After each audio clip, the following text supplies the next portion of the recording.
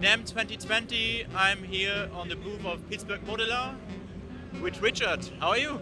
I'm fantastic. Thanks for stopping by. Are you still fantastic on Sunday? You have stopped by and see how I'm doing on Sunday. I have a voice left, so probably not by Sunday. So I think you are still fine. Yes. You are a company from Pittsburgh, yeah? Pittsburgh Modular? Yes, we're in Pittsburgh, Pennsylvania, small city on the East Coast. It's always hard to see for a customer on the website, so how many people are built this company. So how many people are working for Pittsburgh Modular? There's 6 people in our company, so very small company. We have 5 people that work in the shop, and then we have our engineer works from home. Okay. And you are building everything in the US, or do you have some other companies working for you on this, for the buildings, or? We're about half and half. We have half the stuff is manufactured in the US and half of it's manufactured in Malaysia.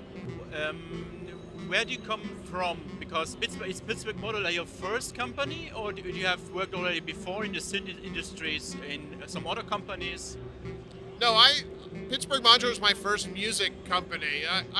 I had a small company before I wrote some software. I was a software developer for many, many years and kind of burned out, writing databases all day kind of wears you out. So in the evenings, I would come home and DIY. And the DIY sort of turned into, well, maybe I could sell a couple, and it just blossomed into this. And we've been doing it now for almost 9 years. That's 9 years already. Wow. I Wow. know. Because I remember the first modules, yeah, they are completely different design because you changed the design now. Yeah. But you say something now, the DIY factor. There's a lot of DIY happening in the modular world. Do you have any expectation for this, or why the people want to DIY, making the work, want to solder their own modules? Do you have some ideas why this is happening, this boom? I think DIY there's a lot of reasons people get into DIY. It's fun to tinker with electronics, and in your rack, it's a small form factor. You can put together a very easy LFO or something very simple, and you have a success with it, and it gets you excited to try more. I think synthesizer people, a lot of them are very techie, nerdy people, and DIY is perfect for that. You get a little hands-on, and then you have this thing that you created, and now you get to use it to make music with. So I can definitely see the connection there. I saw on your website, because I visited you of the news a bit, there's a section called now with DIY workshops. So are you doing now DIY workshops, or how is this happening on your? Well, what we thought was we're not doing workshops per se. Our engineer does some classes. So in Pittsburgh, he teaches circuit building classes and sound design classes, and hey, how does a synthesizer work classes. And Michael's fantastic at that stuff. But what we thought as Pittsburgh Modular we could kind of offer to the larger Your Rack and the larger synth DIY community was, we're now going through our old designs one by one and sort of open sourcing them. We're posting the schematics, so anyone can take those now, lay them out, make some PCBs or breadboard a module. We've done that so far with our original sequencer module, and our original Vilfo, the design that started the company. Now you can go download the schematics, put one together for yourself. Do you have not the fear that this DIY schematics or these open source schematics will be used by other companies to making their stuff? Because we had some bad things happening with mutable instruments and some other. What is your opinion on this? Do you have fear, or is it for you no problem with this? I hope people do. I hope some of these companies go to the website and say, wow, this is great. I'm going to make this again. We're not going to make them again. But that doesn't mean they're not usable, interesting modules. So, the Your community, there's not, we're all relatively small companies. So if someone's starting out and they want to go to my website, download the schematics for the sequencer and build one and sell them, that's fantastic. I didn't, the basics behind the sequencer specifically, that was based on a paper written by Mark Verbose. So we're all part of a community here. So we are starting to go through to give it back, and I hope people make modules with it. And it's not just guys in their bedroom piecing them together. That's a good thing. I see a lot of gear actually available, very affordable, and I want to call it now here, but there's a company called With a B, with offering super cheap modular gear, and I think that's a good move for small companies to get more customers. It's an interesting way to go.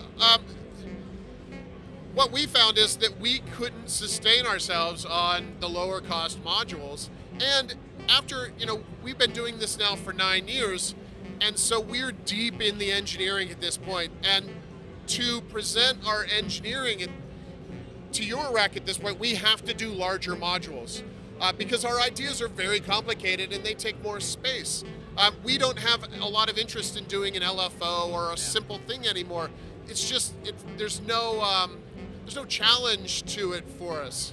That's good that you're saying this.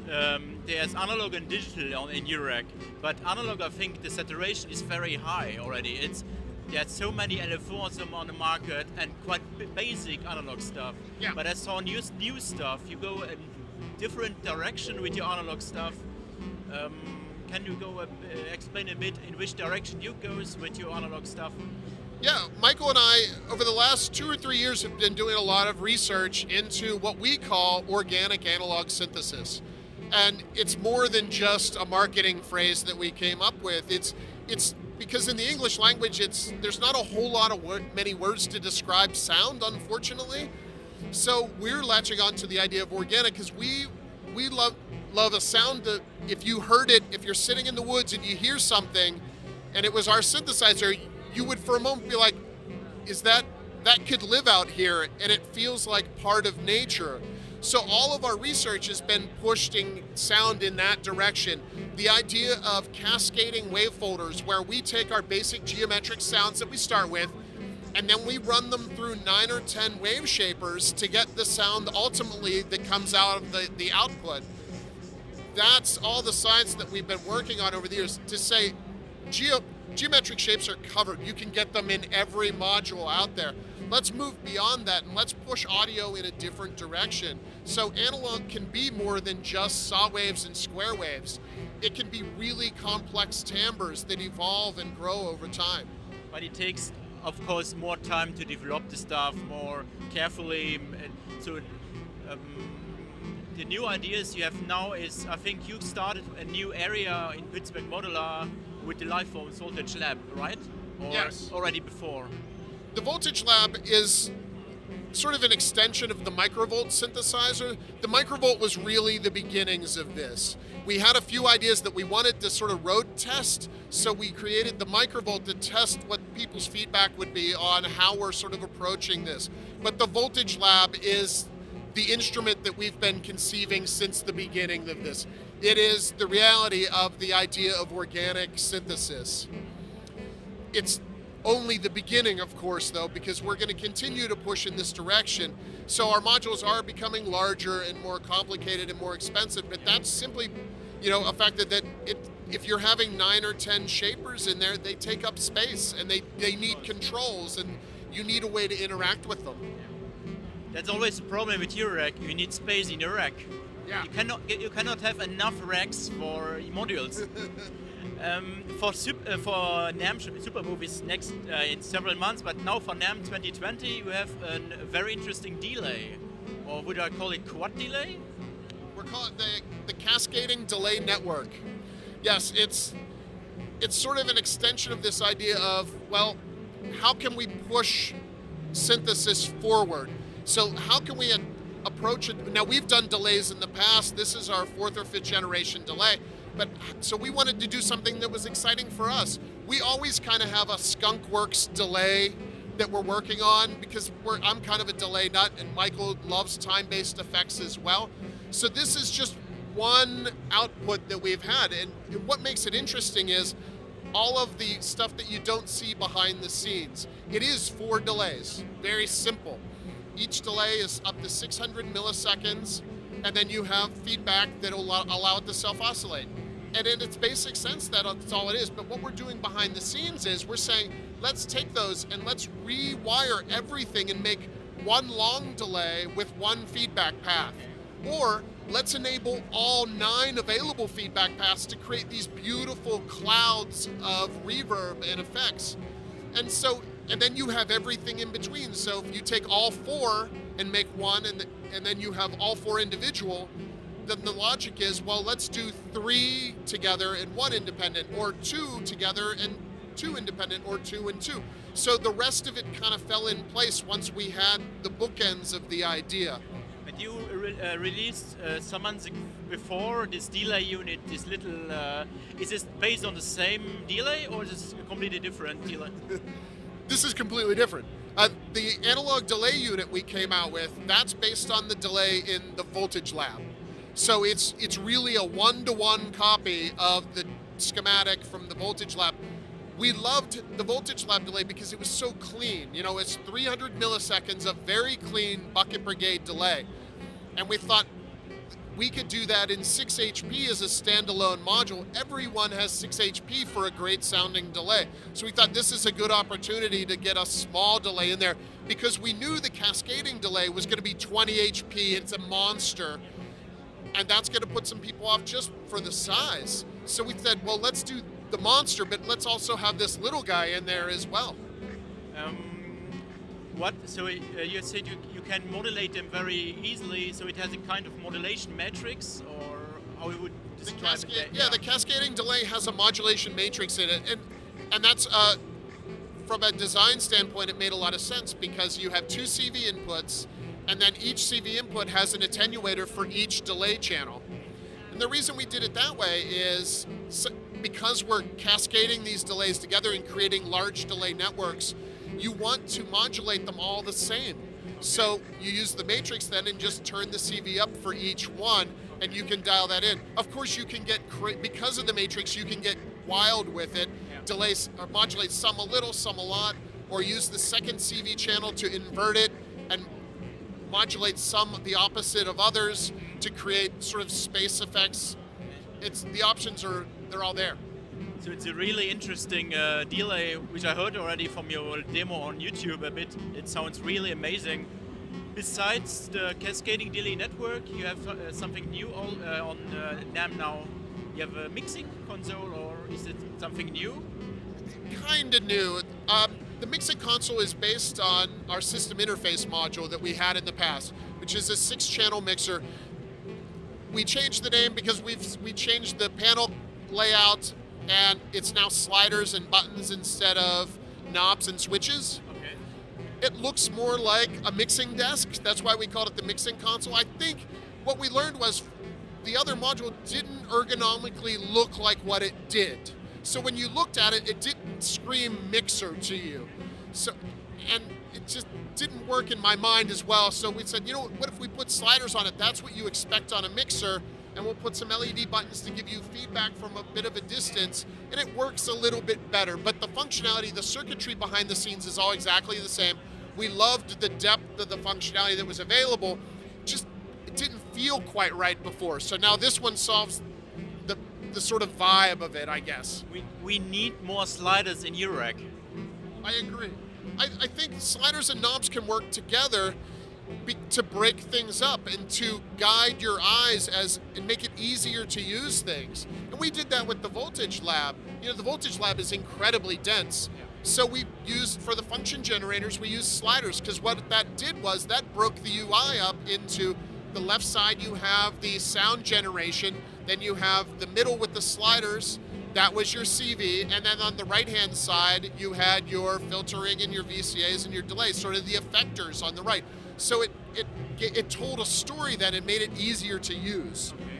And I saw you reintroduce your Lifeforms SV1 in a new design. So it's internally something new, or no?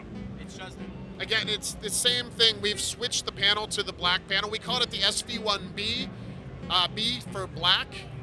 And we've changed the buttons on the SV1, had little black round buttons. We've switched to square white buttons, but that's really the only difference. Will we see other modules from you also new rebranded or redesigned in this black finish? A few. There's a few new modules that are going to come in the black, or a few current modules that are going to be transitioning to black, but only 2 that I can think of off the top of my head. The primary oscillator is going to switch to a black panel, and that one will be available. The UI hasn't changed at all, So people that have the current silver one, or if they buy a silver one and decide they want a black panel, we'll be able to get them a black panel to swap on it. And the micro sequence is another one. It's a really popular module. We love it, but we wanted it to work with the new color scheme. So we say, well, let's put a black panel on it. So that's another one where if you have a silver one or you buy a silver one, you want to switch, you'll just be able to, for whatever a panel costs, you'll be able to swap it out. I reviewed, thanks to Toman for sending me over the sequencer for loan, and I really enjoy this little sequencer. It's really straightforward and super for beginners, because often sequencers are too complicated, menu diving, and it's super easy, and it's good to hear that it's coming now in a black version also. Yeah, that module was an accident that it was created at all. It was really designed as a proof of concept for our larger sequencer. We showed a few years ago at Super Booth. The larger sequencer ended up getting canceled as a project, but what we got out of it was this great little sequencer that's always handy to have. Yeah. But I saw it on your website, you had also a very big version of the Voltage Lab. Why you cancel it? Because it looks quite impressive from the size. It was really the step between the microvolt and the Voltage Lab. So if you really dug in and looked at the functionality, it wasn't quite right. It was really big. It was going to be expensive. I wasn't completely happy with the feature set on it. So it was a step to the Voltage Lab. Okay. Last question, because sometimes I read this on Facebook. If a user must choose between the Lifeforms SV1B and the Lifeforms Voltage Lab, what would you recommend for which sound or what? I think they're so distinct, and I can break it down to the SV1B is East Coast and the Voltage Lab is West Coast. So you're describing the Voltage Lab as West Coast, yeah? Absolutely, it's West Coast. It has the complex oscillator, the function generators, the low-pass gates. It's designed, it's sort of inspired by those large Buchla designs, where the SV1B was very much inspired by like the SEM and the Minimoog. Okay. So people who are searching for more classic analog stuff, SV1B and the Voltage Lab for more experimental stuff. Absolutely. Okay, that was long enough, I think.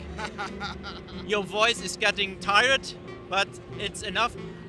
Big thanks to Perry behind the camera, and big thanks for the interview, Richard. Absolutely. I wish you a good NAMM 2020. It's just the beginning, it's first day. Big thanks, and I hope to see you again at Super Booth this year with new stuff, maybe. Big thanks, and I wish you, hope you enjoyed this video, and let me know in the comments below if you have some questions. Big thanks for watching. Bye.